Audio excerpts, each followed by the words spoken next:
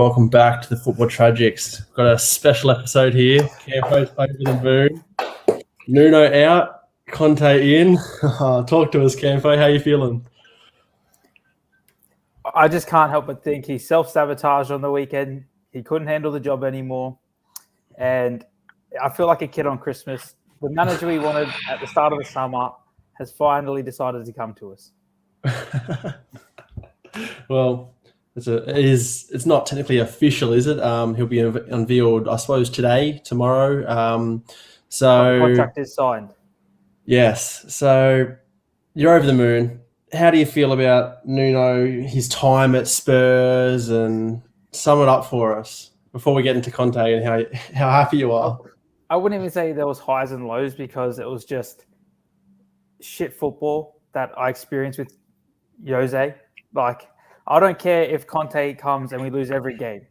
As long as we're attacking, we're playing good football. That's all I care about. I don't want to sit there, park in the bus. I'm more interested in my phone half the time. So as long as Conte can bring an attacking style of football that gets the fans back together, wanting to support the team. Well, I think Conte obviously will do that. I think at the end of the day, he's a serial winner. You've seen what he's done in the past. He took Chelsea from 10th and won them the title. He's done the same for Juve. He won it with Inter for their first Scudetto. So I think you look at him and you see that he's just a born winner. Whereas maybe Nuno probably wasn't that manager. You like to believe he probably could have grown and progressed the club in a way. But when I suppose a manager like this is on the table and you can snap him up, you do exactly that. What are your thoughts, Morty, on the whole situation? It's just pure Spurs. Like, how have you not learned? But have you not learned to write it out? Like, what? So we finish in a relegation spot. He was manager of the month for the first month of the Prem, and we played one of the worst months of football we've had. Yeah, but you were top of the league at one point. Like, this is the same cycle that went on under Jose. This is the same thing. I understand you just want to push for more, but you've got Eric Dyer at the back. Like, I don't know what you can be asking for when you've got managers coming in with this team, and God knows what's going on above them because they refuse to sell Kane. They don't spend money on players that you need. You bring in other players again. It's just, there's no club like it. Like, even Arsenal are just slightly above you. Like, I suppose on one hand you look at the table, you see Spurs in 9th, 5 wins, 5 losses after 10 games. It's not great. They're only 4 points off top, 5 points off top 4, sorry, and another couple of points off top spot. So you probably think they're not in the worst position in the world, but I think, Campo, you can be the first one here. The direction that you guys were going in, I think the only reason you're sitting in that spot is because of your first couple games. What was it? You were 3 in a row to start the season. It was 3 in a row, all 1-0s. He's lost 5 games. 4 of them have been 3-0. You can't. That's just unacceptable. You can't, especially against United. He threw out a team. You have Reguilon on the bench. He plays Ben Davies. He should be sacked just for doing that. He had no plan B. It was always, let's just try and hit on a counter. It was just, his style of play was the exact same as Jose's, but no one wanted to play for him. He lost the dressing room pretty much after the Arsenal defeat, really. Why do you think he lost the dressing room after, say, less than 10 games played at the point? How did a manager who started three wins on the trot go and lose the dressing room so soon? Do you put any of the blame on the players? Players like Kane, for example, who haven't shown up this season. You can put the blame on them, but Kane wants to play under these managers that have won stuff because he wants to win. So bringing in a manager that hasn't won anything, he's kind of the exact same. Poch went to the Champions League final with these players. So they all respected him. You bring in Jose, they respected him. You bring in a manager that no one respects. This guy's trying to earn their respect, and when he's throwing out, Dele Alli in the team, fans are going to criticize him because his team selection for half of this season has been atrocious, and his style of play is atrocious. you can't blame the players for not, backing him. But when you can get a serial winner, as you said, Conte in, which I believe the players will respect. You have to take it. So you think a manager like Conte coming in, do you think that changes Kane's perspective? Does he still want to leave, or do you think that can Conte get the best out of him? He suddenly becomes this informed striker again. Like what's that situation looking like for you? I think he will score more goals now because there will be more of an attacking style of play. But this was the first game against United that we hadn't had a shot on target at home in 7 years. That's the kind of manager we had that didn't want to attack. It's just he deserved the sack. You talk about these players wanting to play under these managers that have won stuff. What have Tottenham done to deserve this? He's made the Champions League final. That's the peak of your last 20 years. Exactly. You've had the money to invest. I understand what you mean in saying that you want a manager that's won, or you're pushing for something else, but you had a manager that won. You also had Poch at the thing, who really should not have been sacked in the first place, and you cut him off early because you were in a poor run of form. We all saw the Amazon special. You bring in Jose, it got even worse, and then it's all just been downhill ever since. And he's Arsenal have stuck with the same manager. Yes, they've had some poorer results, but look at them now.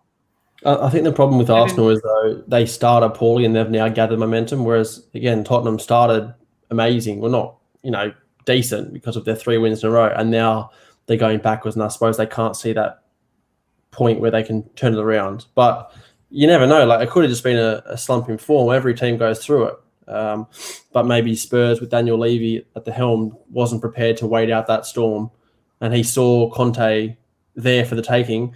And I suppose maybe with the United situation as well, I think that contributed. The fact that this manager like Conte is only going to be around for so long. He was pretty much on the verge of joining United, and we can get into that in a little bit.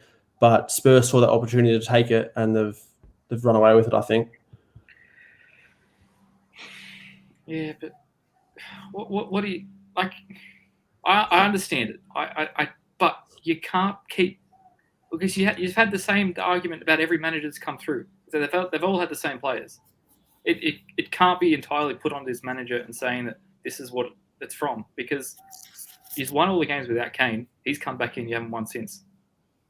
You can't even win in Europa League, like not even Europa. What is it? Conference League. When really you could go, half these other clubs like Chelsea, Liverpool, Man City could go there without a manager and win. So, Morty, then I'll ask you, Conte coming in, do you think it changes anything for Spurs? No, because other than Kane, who, he's probably got his problems with the board at the moment, who at that club is a leader in that squad? That you've got no leaders. You keep this cycle of, I don't know what it is. You've got no one at the club that stands up for that team in the dressing room. So what do you think? You think it doesn't change the thing that they still miss out on European football this season? Like, what are you predicting for them this season and beyond? Do they spend money? Conte needs to look at it and go, you know what, we need some more. You need some leaders in that squad because you've got nothing there. I think that's what needs to change. The club is full of players that are almost amazing, and they continue. You mentioned those leaders. I think that ties into Campo's point where you play for a manager that wants to win. I think at the end of the day, Conte's shown in his past that he wants to win games, and he will demand so much of these players. Do I think that enough of these players will be able to give Conte what he wants? Probably not, to be honest. I don't think you have the squad right now, Campo, for that. However, it'll be interesting to see how they do perform for him. Like Kane, for example, will step back up, I think, at this point. Son could even hit another level. Yeah, centre-half. Eric Dyer could turn, into an amazing centre-back. You never know. Managers bring out the best in players. You've also got to realise Jose and Nuno play the exact same formation, which didn't work for 3 years. Conte's going to come in with a 3-5-2, 5-3-2, whatever you want it to be. That will still, it changes everything. Some players might adapt to that better. It might suit our centre-back problem, that we've got 3 in there. It might, you just don't know until the first game.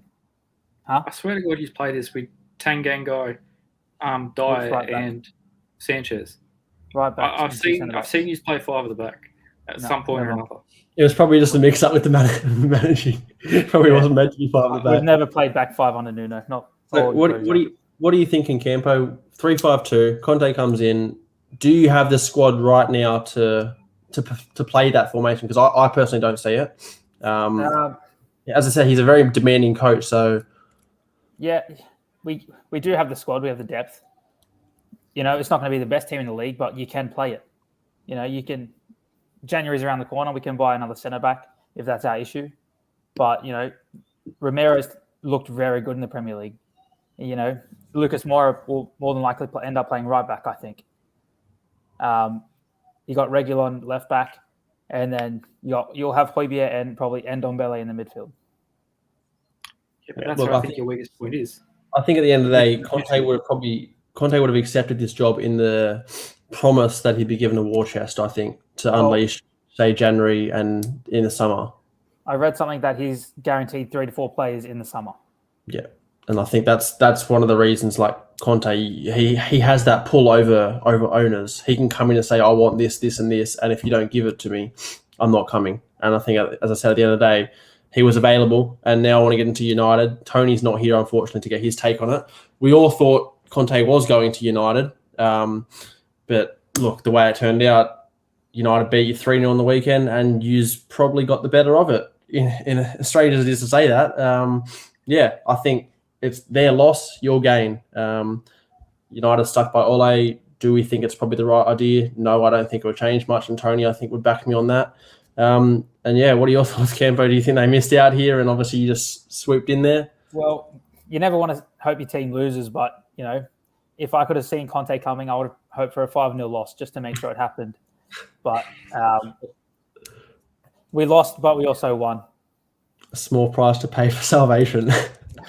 Do you think that Spurs will finish above United this season now?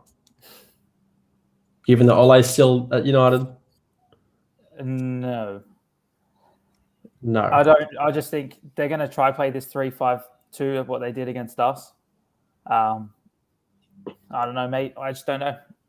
Let me watch a Conte game first. So it's not a this season thing. You're going to say that we'll grow a little bit this season, then next season that's when we kick on. That's when we finish first by 20 points. I don't know about that. What are your thoughts then on the United? Do they miss out here, Morty, or? I think they do. They probably would benefit stronger with the players they've got at their club. They have a Conte come in.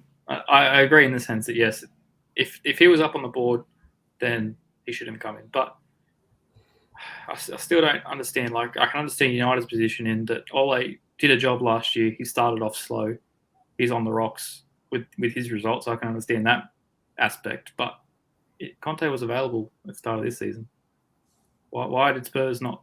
If they're dead serious about this stuff, then why do they always let it run and go with plan B and then never plan A? They're always catching their tail.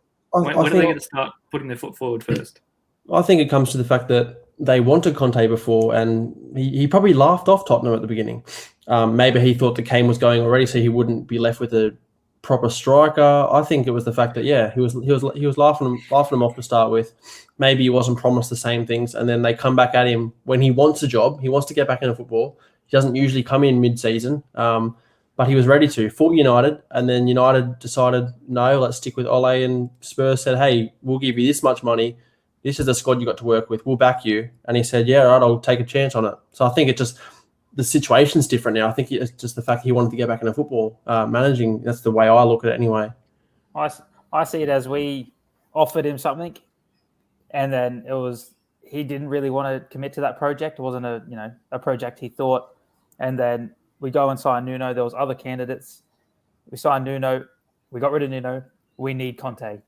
So now it's whatever his demands were that we didn't want to give him, we now have to. I think we're just, we need this manager. He's the one for us. Go get him. Whatever. Yeah, I think that pretty much sums it up. So, Campo, you're over the moon. It'll be interesting to see how Conte fits Spurs and do Spurs fit Conte. But yeah, it's going to be an interesting season now. I think it does give Spurs that little bit of an edge now back in that top 6 race. I'm going to throw him back in there. Kane's still not scoring until December. Well, you never know. Conte could work his magic within, I don't know, a week's time. Who knows? I've had to deal with Conte for a little while, and he's unreal manager. But like I said, he's very demanding of his players. So I think Spurs are going to need to level themselves up before Conte can work his magic with them. Yep, I agree. Well, let's wrap it up before. Yes. Well, we're going to jump straight over to a Match Week 10 review straight after this. So we'll see you in a little bit. Peace.